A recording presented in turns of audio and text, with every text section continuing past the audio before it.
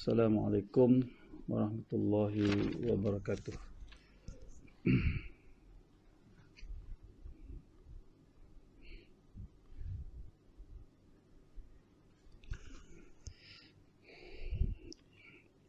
Alhamdulillah, pada pagi Jumaat yang mulia ini kita dapat bersama-sama lagi untuk mengikuti Al-Quran Weekly yang dianjurkan oleh Pertubuhan Ikram Kuban Pasu. InsyaAllah pada hari ini kita akan bersama-sama melihat surah baru, iaitu surah Al-Jumu'ah. Surah Al-Jumu'ah, surah yang ke-62 yang diturunkan di Madinah dan mengandungi 11 ayat. Jadi metod pengajian kita akan baca lafaz dan selepas itu kita akan memerhati makna-makna ayat-ayat di dalam surah Al-Jumu'ah secara sekali lalu. Mudah-mudahan makna-makna yang ada di dalam surah Al-Jumu'ah ini memberi satu kefahaman kepada kita untuk terus meletakkan diri kita ingin mengikut pimpinan wahyu daripada Allah Subhanahu Wa Taala. Jadi terima kasih kepada saudara-saudari, tuan-tuan dan perempuan, muslimin-muslimat yang bersama-sama dengan saya dan bolehlah share kepada rakan-rakan untuk kebaikan kita bersama. InsyaAllah kita akan mulakan membaca surah Al-Jumu'ah ayat 1 insyaAllah. Bismillahirrahmanirrahim. Alhamdulillahi Rabbil Alamin. Wa sallallahu ala Muhammadin wa ala alihi wa sahbihi ajma'in. Rabbi yassir wa la tu'assir wa tammim bil khair. Ya Fattah, Ya Fattah, Ya Fattah, Ya Alim, Ya Alim, Ya Alim, wa bika nasta'in. Allahumma faqihna fid din, wa 'allimna at-ta'wil, wa hdina ila sawa'is sabil, walhamdulillahi rabbil alamin. Amin ya rabbal alamin. A'udzu billahi minasy syaithanir rajim. Bismillahirrahmanirrahim. Yusabbihu lillahi ma fis samawati wa ma fil ardil malikil quddusil azizil hakim. الملك القدوس العزيز الحكيم والذي بعث في الأميين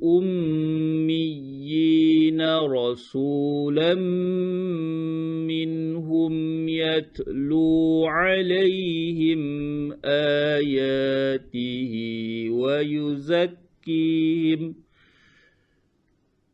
ويزكيهم ويعلمهم الكتاب والحكمة وإن كانوا من قبل لفي ضلال مبين. Alhamdulillah, kita masih lagi diberi kesempatan oleh Allah Subhanahu Wa Taala untuk meneruskan pengajian kita memahami ayat-ayat Allah Subhanahu Wa Taala secara sepintas lalu, dan mudah-mudahan program yang kita laksanakan sejak daripada Ramadan hari itu bermula daripada surah-surah dalam juzuk amma, juzuk yang ke-30, dan kita teruskan lagi dengan juzuk yang ke-29 dan seterusnya kita berada di juzuk yang ke-28. Mudah-mudahan banyak ayat-ayat surah-surah yang kita telah lalui itu memberi satu bentuk kefahaman kepada kita yang rata-ratanya ayat-ayat di bahagian akhir Al-Quran ini, 1/4 daripada Al-Quran ini merupakan penjelasan kepada isyarat penting di dalam surah Al-Fatihah yang kita selalu ulangi, Maliki Yaumiddin. Allah lah yang menguasai hari pembalasan, hari akhirat. Sekiranya untuk selamat, untuk kita, untuk saya dan kita semua selamat di hari akhirat, maka tidak ada cara lain melainkan kita kena belajar daripada wahyu Allah Subhanahu wa taala, kerana Allah lah yang menguasai hari pembalasan. Tidak ada bantuan dan pertolongan di hari akhirat nanti melainkan dengan izin Allah Subhanahu wa taala. Sekiranya kefahaman kita, amalan kita, tindakan kita tidak selari dengan kitab Allah, maka sudah tentu kita tidak selamat. Jadi berkali-kali ayat-ayat di dalam bahagian yang terakhir Al-Quran ini, daripada surah Saba sampailah kepada surah An-Nas, keseluruhan temanya memberi isyarat penting, iaitu akhirat. Jadi mudah-mudahan akhirat itu sentiasa segar dalam ingatan kita, dan apabila kita belajar makna-makna ini dan ketika kita baca dalam solat Maliki Yaumiddin, makna-makna ini akan timbul, akan memberi satu kefahaman kepada kita ketika kita menyebut Maliki Yaumiddin. Saudara-saudari muslimin muslimat yang dikasihi Allah sekalian, surah Al-Jumu'ah memberi penekanan kepada golongan teras yang kedua, iaitu golongan ulama cerdik pandai dan juga golongan pelajar. Golongan ulama dan pelajar agama. Jadi dua teras yang kedua ini sekiranya berlaku dalam kehidupan manusia, maka agama Allah Subhanahu wa taala akan terus subur sekiranya golongan ini melaksanakan tanggungjawabnya, mengajar dan belajar. Seperti mana yang kita baca dalam surah sebelum ini, golongan teras yang pertama ialah golongan mujahidun, iaitu golongan yang berjihad, bersusah payah di dalam kehidupan mereka untuk melaksanakan dakwah, untuk memastikan agama Allah Subhanahu wa taala ini disampaikan dan manusia dapat menerima tauhid dan mengenal Allah, mengikuti syariat Allah Subhanahu wa taala. Cuma yang menariknya ialah bermula daripada surah Al-Jumu'ah ini sampailah kepada surah At-Talaq. Surah At-Talaq ini kita akan melihat tema yang besar di antara perkara penting antara jihad dan infak ini. Maka surah Al-Jumu'ah ini memberi penekanan juga kepada infak sebagai salah satu perkara penting untuk memastikan agama Allah Subhanahu wa taala juga dapat disebarkan secara meluas. Tetapi secara khususnya surah Al-Jumu'ah ini memberi penekanan kepada adab alim ulama, orang yang ada ilmu, dan juga adab kepada orang yang belajar ilmu, iaitu pelajar. Jadi mari kita tengok ayat demi ayat di dalam surah ini supaya kita dapat memahami secara sekali lalu, dan bukanlah maknanya perbincangan yang berat ataupun perbincangan yang ringan sehingga keluar daripada konteks, tetapi perbincangan yang menepati kaedah-kaedah dan telah dibuat kesimpulan oleh para mufassirin. A'udzubillahi minasyaitonirrajim. Bismillahirrahmanirrahim. Dengan nama Allah yang Maha Pemurah lagi Maha Mengasihani. Yusabbihu lillahi ma fis samawati wa ma fil ard. Segala yang ada di langit dan yang ada di bumi. Maknanya makhluk yang ada di langit dan makhluk yang ada di bumi, yusabbihu lillah, sentiasa mengucapkan tasbih kepada Allah.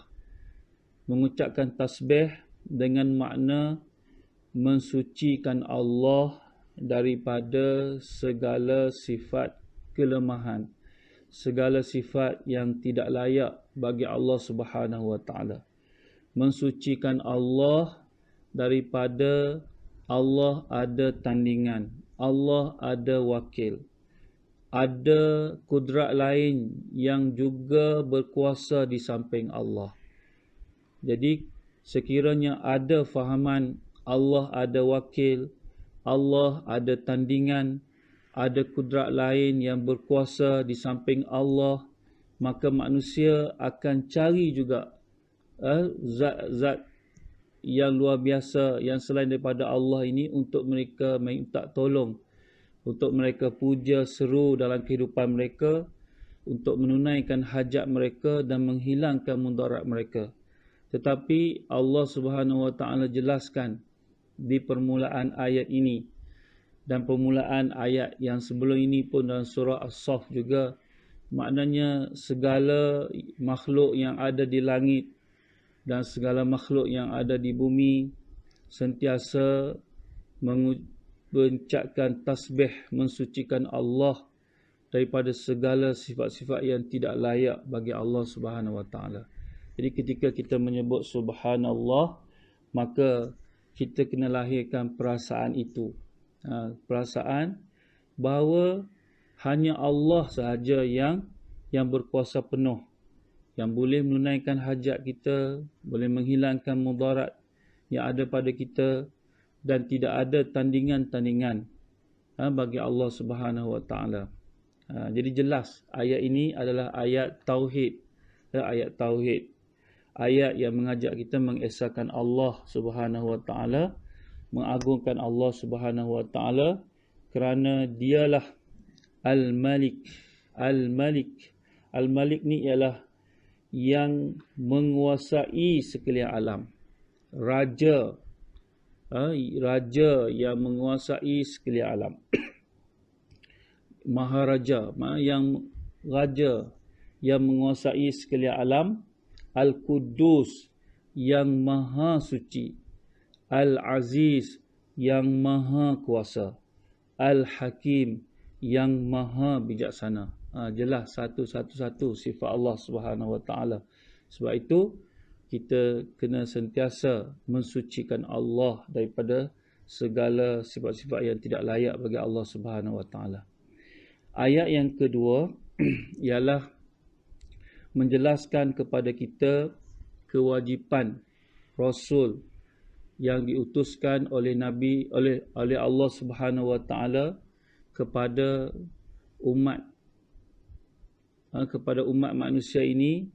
Allah utuskan Nabi Muhammad sallallahu alaihi wasallam, yang mana tanggungjawab Nabi yang dihuraikan dalam ayat ini kita akan baca satu-satu. Pertama, yatlu alaihim ayatihi wa yuzakkihim wa yu'allimuhumul kitaba wal hikmah. Ada 4 tanggungjawab Nabi yang diperintahkan oleh Allah Subhanahu wa taala, dan tanggungjawab ini juga merupakan tanggungjawab pewaris Nabi, para ulama untuk melaksanakan tanggungjawab ini juga. Sekiranya tanggungjawab ini diabaikan, maka berlakulah kepincangan dalam masyarakat. Seperti mana Allah bandingkan kepada orang Arab Mekah dan juga kepada kita yang baca Quran ini, umat Nabi Musa alaihi salam, Yahudi, Bani Israel, seperti himar, mereka diberi kitab Taurat, tetapi kitab Taurat itu tidak dipelajari dengan betul, sehingga mereka tidak mengetahui isi-isi yang ada dalam kitab Taurat, seperti himar yang menanggung, yang memikul kitab, tetapi tidak tahu apa yang ada dalam kitab.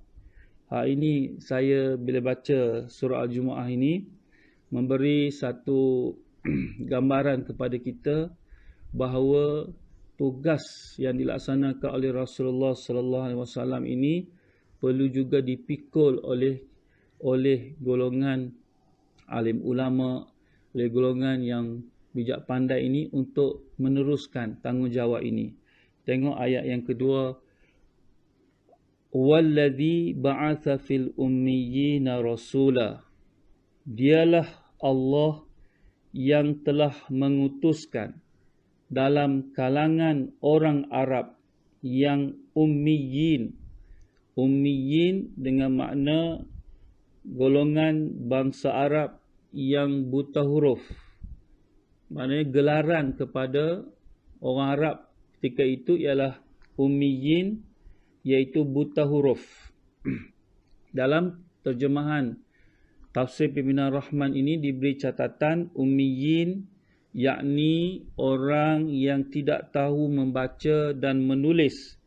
Kerana kebanyakan orang-orang Arab dalam zaman Nabi SAW berkeadaan demikian.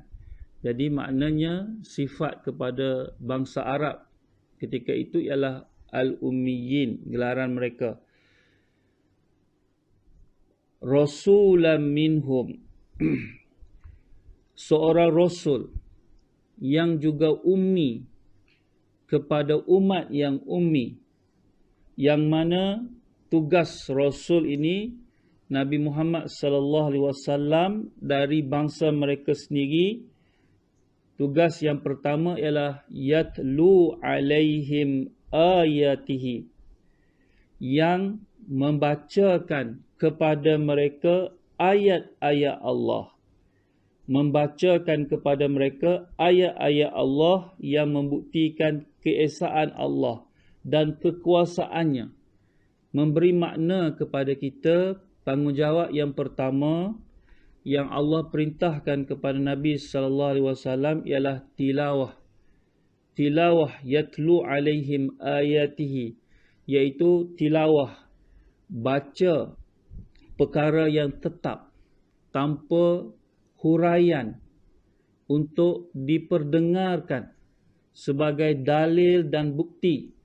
Sebagai dalil dan bukti untuk mengajak orang yang mendengar itu beriman kepada Allah Subhanahu wa taala.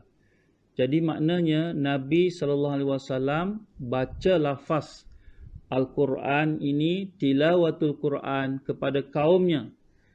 Tilawatul Quran kepada kaumnya, berkali-kali tilawatul Quran, kerana modal Nabi sallallahu alaihi wasallam ialah ayat-ayat Quran yang diturunkan kepada Nabi sallallahu alaihi wasallam. Nabi bila turun ayat, Nabi baca kepada kaum dia. Bila turun ayat, Nabi baca kepada kaum dia atas tanggungjawab tilawah. Maknanya baca perkara yang tetap.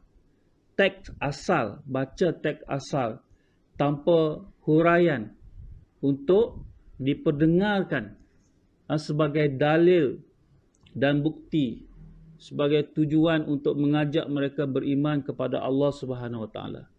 Cuma orang Arab ni bila baca lafaz Arab, dia faham, tak perlu terjemah lah. Macam kita bila baca lafaz, maknanya perlu kepada terjemahan lafaz itu. Dan pendetilan dihuraikan dalam tafsir yang muktabar untuk menjelaskan kalimah-kalimah itu untuk merungkai kefahaman, merungkai kemusykilan yang kita hadapi ketika belajar Quran. Sebab itu Quran ini kena belajar lafaz dia, teks asal itu perlu dipelajari supaya kita pernah belajar sepintas lalu dan belajar dengan guru. Bila kita baca sendiri bolehlah, tapi dia mungkin kita tak nampak perkara-perkara penting apabila kita belajar dengan guru dan guru itu belajar sebab nisbah kepada Quran ini dia kena ada guru seperti mana Nabi belajar dengan Jibril alaihi salam. Sahabat Nabi belajar dengan Nabi sallallahu alaihi wasallam. Begitu juga penerusan demi penerusan.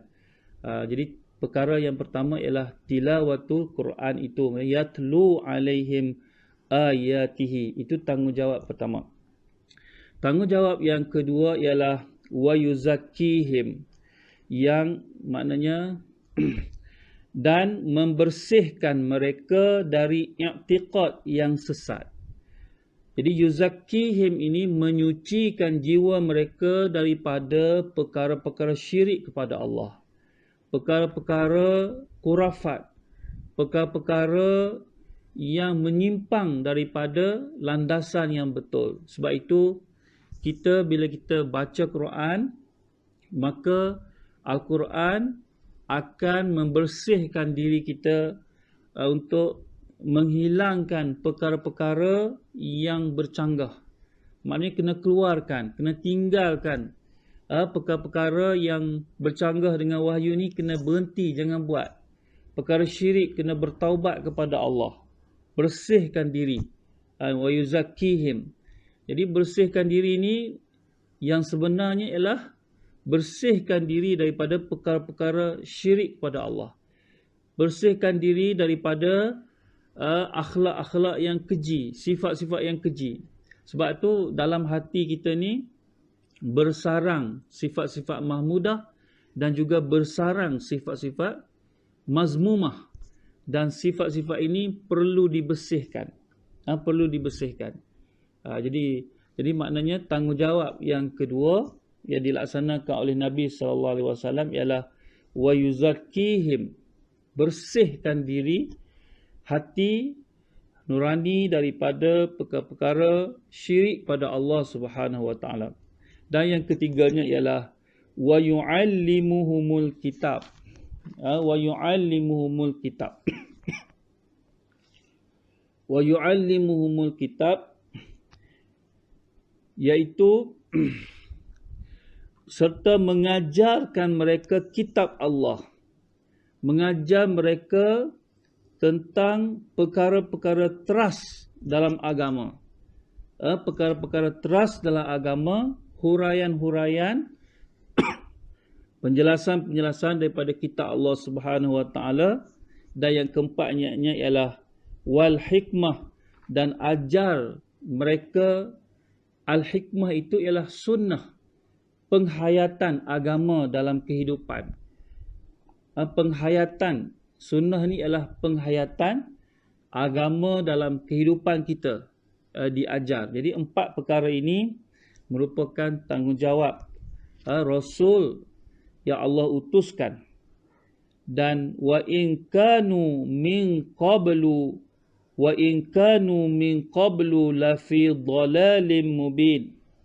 Dan sesungguhnya mereka orang Arab yang buta huruf itu sebelum kedatangan Nabi Muhammad sallallahu alaihi wasallam adalah dalam kesesatan yang nyata. Dalam kesesatan yang nyata.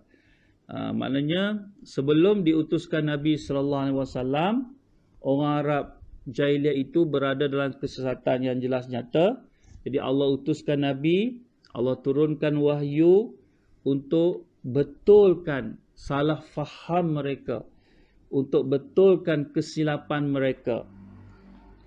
Apabila wahyu ini dapat membetulkan kesilapan dan kesalahan orang yang awal-awal diturunkan Quran, maka wahyu ini juga akan mampu untuk membetulkan segala kesilapan-kesilapan yang ada di atas muka bumi ini.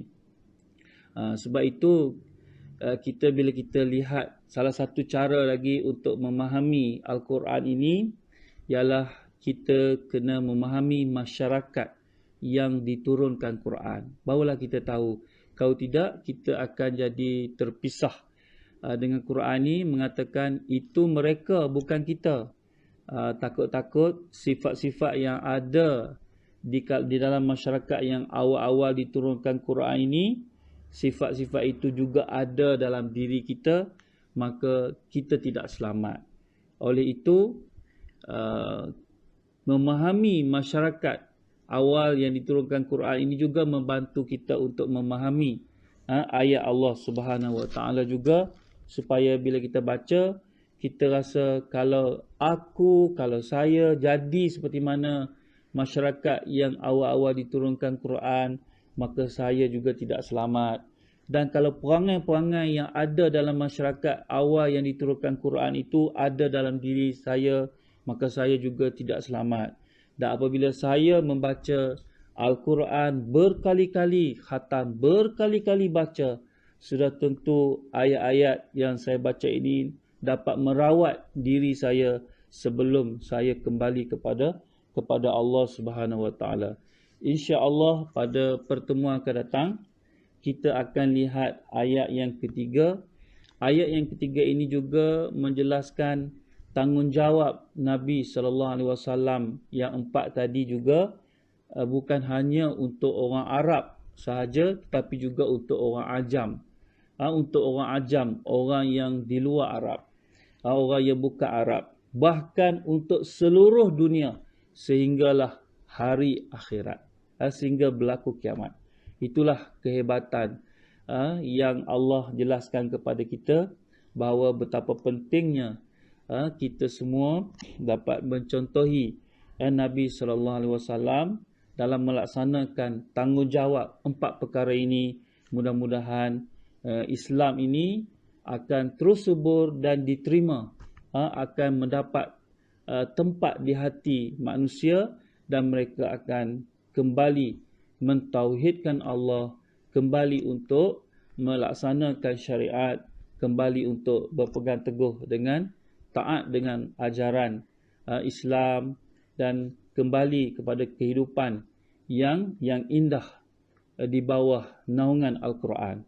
Jadi saya fikir setakat itu untuk hari ini. Segala kelemahan saya mohon maaf. Mudah-mudahan kita dapat berjumpa lagi pada pertemuan akan datang. Terima kasih kepada saudara-saudari muslimin muslimat, tuan-tuan dan puan-puan, terutama kepada Pertubuhan Ikram Kubang Pasu yang menyediakan slot ini untuk saya sampaikan, berkongsi dengan tuan-tuan semua. Sekian, wabillahi taufiq wa hidayah. Wassalamualaikum warahmatullahi wabarakatuh. Bismillahirrahmanirrahim. Alhamdulillahirabbil alamin, wa sallallahu ala Muhammadin wa ala alihi wa sahbihi ajma'in. Radina billahi rabba wa bil islami dina, bi Muhammadin nabiyyan wa rasula. Allahumma inna na'udzubika min an nusyrika bika syai'an na'lamuh wa nastaghfiruka lima la na'lamuh. Walhamdulillahi rabbil alamin. Amin ya rabbal alamin. Terima kasih semua.